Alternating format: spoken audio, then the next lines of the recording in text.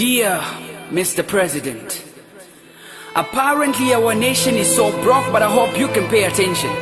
To begin with, I am sending this letter as a concerned son of the soil, a broken citizen, a youth who votes, speaking for an old woman in Shangwambo who's able to access the ballot paper but can't receive a fertilizer and is not even sure if she will be alive. For a moment, this isn't political. It is a letter to remind you, sir, that it's embarrassing to call you dad when we can't even cry on your shoulder. We need to address this issue.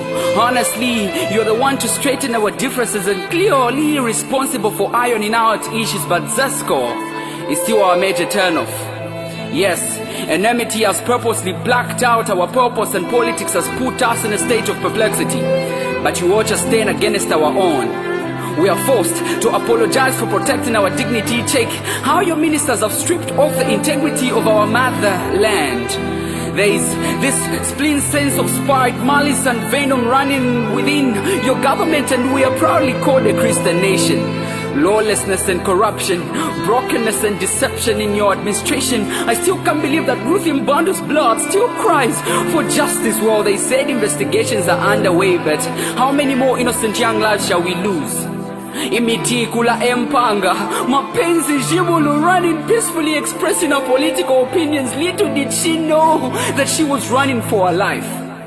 And I can strongly hear the echoes of pain in her voice as she fell in cold blood, helplessly shot by the police. The state was mute. Vespers, an innocent soul with dreams, slowly losing her life at the expense of those that should have protected her, the police. It's a well-known story, but the state was silent. In fact, police called it a mistake. Mistake? Frank Mugala in cold blood. Friends, watching him fighting for his breath, his dreams shattered. Are you aware that he was the one to deliver his family out of deep poverty in Chazanga? But in all of this, Mr. President, I cry that you may speak. Tell us, are we safe? Is our land safe? Am I next? Mr. President, as citizens, we have questions. Please, explain why no court proceedings have begun on suspected ritual killers who are behind bars. Justice delayed is justice denied. Out of curiosity, are you comfortable seeing our brothers and sisters being scored by the Chinese? Why have you allowed foreigners to take our birthright? I want to remind you that we haven't forgotten. You said it yourself.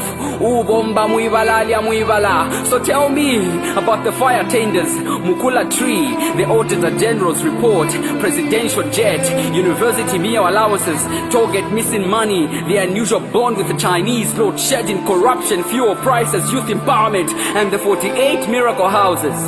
Tell me all about that.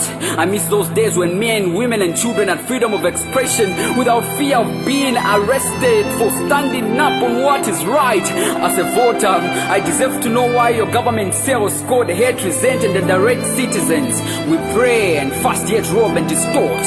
A father who doesn't protect his children is not wise, but you're defined as a humble man. I pray you take us to our promised land, revisit the wrongs and make it right. It is never too late to rebuild your legacy.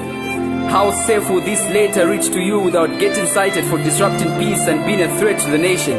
It appears freedom of expression and speech is only for the rich, honorable ministers and not as provided under Article 20, Paragraph 1. For the record, I must say, we are no longer safe, but the voice of the youth shall no longer be silenced.